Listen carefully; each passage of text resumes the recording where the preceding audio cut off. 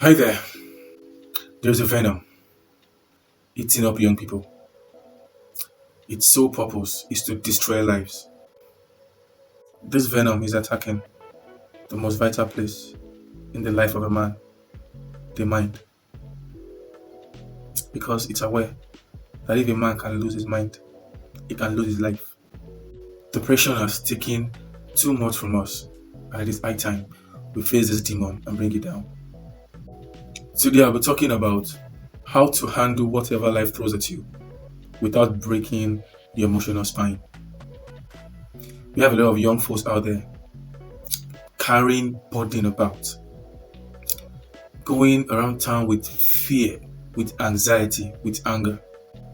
Some transfer this parasite to other people, while some just end it all.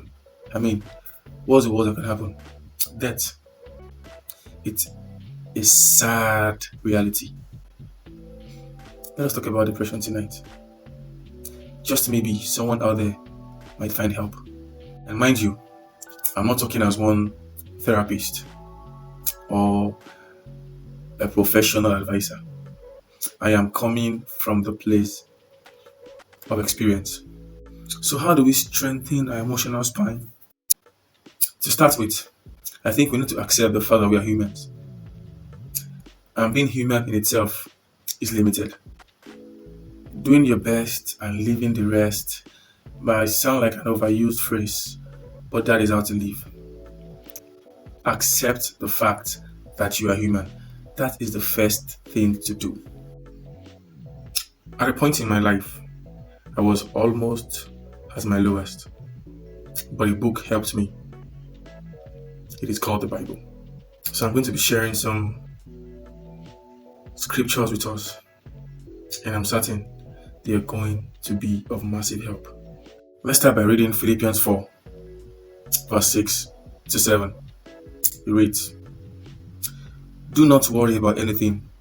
Instead, pray about everything. Tell God what you need and thank Him for what He has done. Then you will experience God's peace, which exceeds anything you can understand. His peace will guard your heart and mind as you live in Christ." You see, I said earlier that we need to accept being humans. And accepting being humans means accepting that we have a maker. We are just products of His. So why worry when you can talk to your maker? If you're going through stuff and it's becoming worrisome, it's beginning to eat deep into your mind, and your emotional spine is getting weak, talk to God. If you feel the urge to overthink or worry 20 times a day, those 20 times, just pray. Just talk to God. Share your burden with Him. Share your worries with Him. He is always ready and willing to listen. Let us continue with Philippians 4 verse 8. It reads, "Friends, I'd say you do the best by filling your minds and meditating on things that are true, things that are noble, things that are reputable, things that are authentic, things that are compelling, things that are gracious, the best things, not the worst, the beautiful things, not the ugly, things to praise and not things to curse." The greatest battleground is your mind. If you can win the battle of the mind, you have won in life. And how do we protect the mind? By focusing on what we do with the mind. If you constantly use your mind to harbor negative thoughts, if you constantly use your mind to focus on only the things that are not working in your life, you will strain the mind so much that the mind will begin to affect every part of your life. And that is why depression can lead to suicide.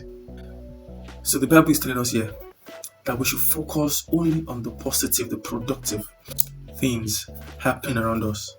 And how do we go about this? By creating an avenue that only engenders positive thinking. That is, being with the right people, having the right conversations. Avoid being with people who constantly remind you of how ugly your situation is, of how distasteful your country is.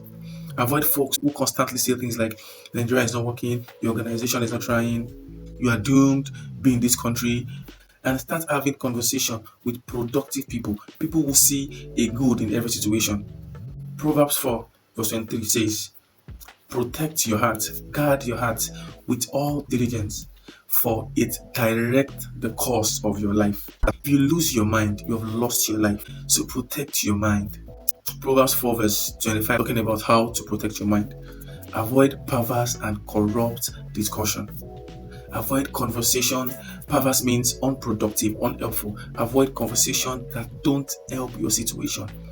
Look for the people that can have conversation with you, and whatever you're going through will seem little. They can use the weight of their wisdom to suppress your problem. Avoid conversation that make your emotional spine weak. Also, learn to distract yourself. Take a break from your regular routine and try something else. For me, it was going to the gym. Going to the gym really helped me reshape and resharpen my mind. Going to the gym is a good distraction. And lastly, be ambitious.